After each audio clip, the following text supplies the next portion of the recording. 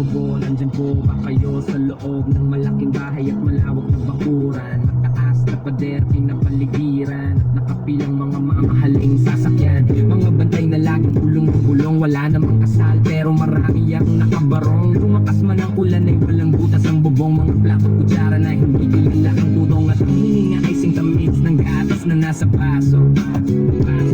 At kahit na hindi Pasko, sa lamesa ay may hamon. Sarap siguro manirahan sa bahay na ganyan. Sabi pa nila ay dito mo rin matatagpuan.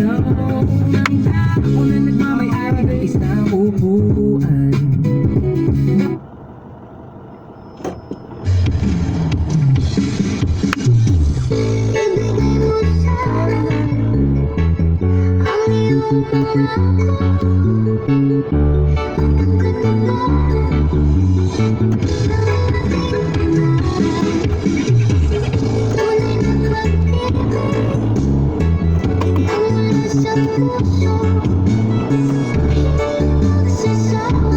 Ang pababalik ni Jang Sipon.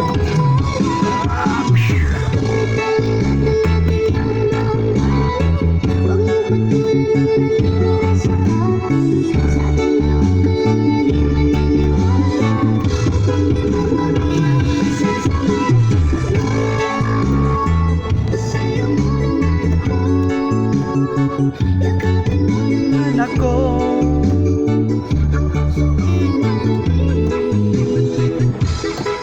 Yan ang sinasabi ko sa inyo eh. Hindi nyo linya eh. O di sa likod ko ngayon, panay bip-bip.